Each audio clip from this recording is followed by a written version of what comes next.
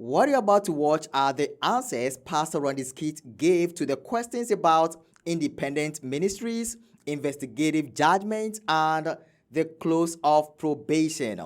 Is probation closing right now? Let's watch this. Sister White made mention of regular and irregular lines in the book Spalding and Megan collection. Could you please explain what is regular and irregular lines? A regular line is an organizational line. Are you with me? So the church administers it, the church runs it, it's under direct church authority. An irregular line would be a ministry not under the direct control of the church, but fully 100% Seventh-day Adventist ministry. Are you following me? Are you following me? You sure? So we call that independent ministry, or we call it self-supporting ministry. It's irregular not because it's wrong, it's just it's outside the formal control and structure of the church. And some ministries ought to be away from the control of the church. Irregular. But irregular in that sense does not mean rebellious. Because independent ministries work very closely with the church. Because if you mess up, the church gets a bad name. So even though you are an independent ministry, you can't run off and do whatever you like and have the name Seventh-day Adventist. You can't do that. That's a legal possession. And they can prevent you from using it.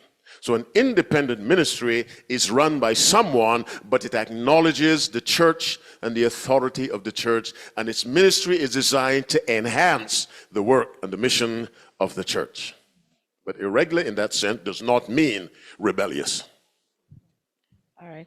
Can you please explain the investigative judgment and how probation closes for different people at different times? Ooh, that's the size of Mount Kilimanjaro.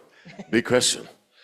The investigative judgment, simply put, is a reference to one of the feasts that was held by the Israelites. It was one of the fall feasts, which was celebrated on the 10th day of the 7th month.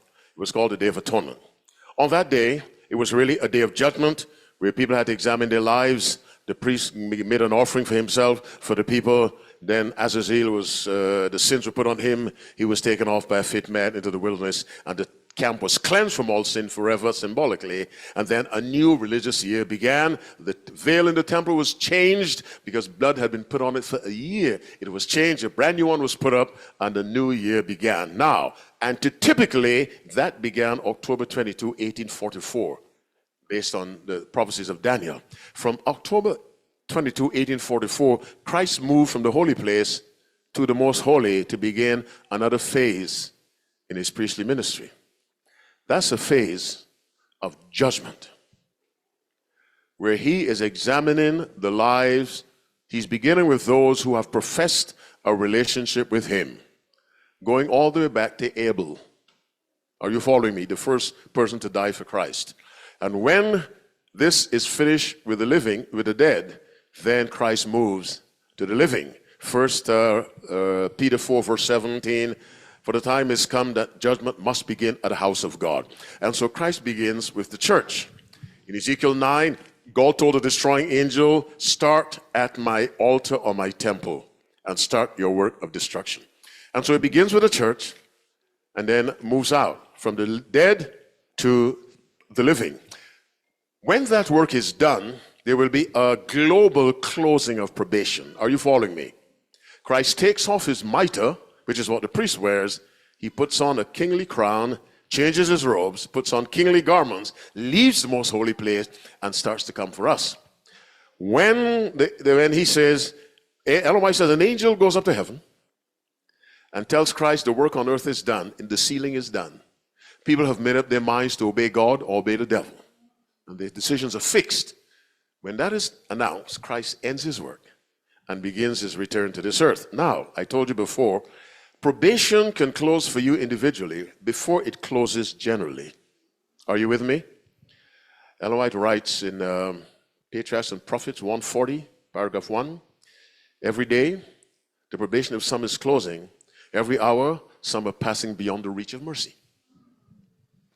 Saul's probation closed while he was still king.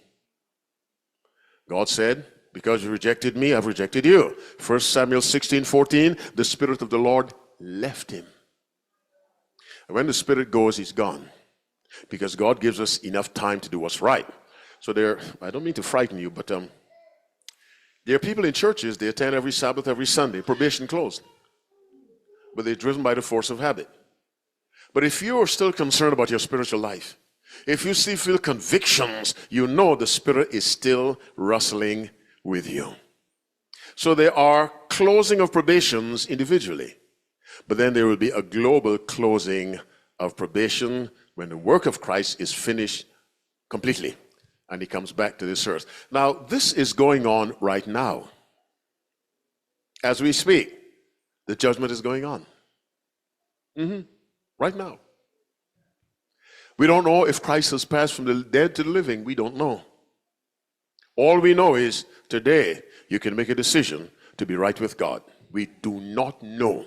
Now, friends, the investigative judgment is one of the doctrines or beliefs of the SDA Church that so many non-Adventists actually attack, especially Alan Parr. The investigative judgment is the biggest heresy of the Adventist church. And even this man said he left the SDA Church because of the doctrine of the investigative judgment. And by the way, this was the teaching that caused me to leave the church. But I think Pastor Randy Skeet gave a great answer to the question about the investigative judgment.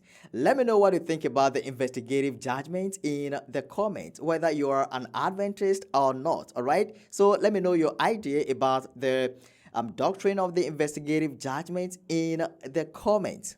Now, getting away from the investigative judgment, Pastor Randy Skeet also spoke about the close of probation. All right, so I'm going to give you some points here according to Ellen White concerning the close of probation. All right, this is coming from Ellen Jean White. What she said about the close of probation. She wrote, God has not revealed to us the time when this message will close or when probation will have an end. Those things that are revealed we shall accept for ourselves and for our children, but let us not seek to know that which has been kept secret in the counsels of the Almighty. So this tells us that we do not know the specific time probation will close, but we are sure that probation will soon close. Ellen G. White continues to say this about the close of probation. She says, the Lord has shown me clearly that the image of the beast will be formed before probation closes, for it is to be the great test for the people of God, by which their eternal destiny will be decided. So we do not have the specific time, but at least we have signs according to what I have just read. So what is the image to the beast that Ellen G. White was talking about?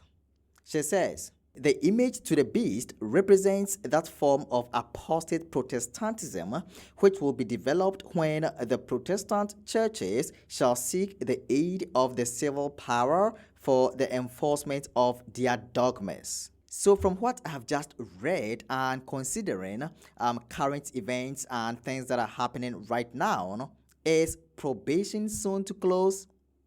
The answer is yes. So what do we need to do? We need to keep our faith.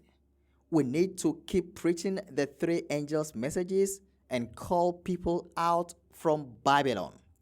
Let me know your thoughts in the comments about what Elder Randy Skeet said about the close of probation, about independent ministries, and also about investigative judgment. Thanks for watching. See you next time.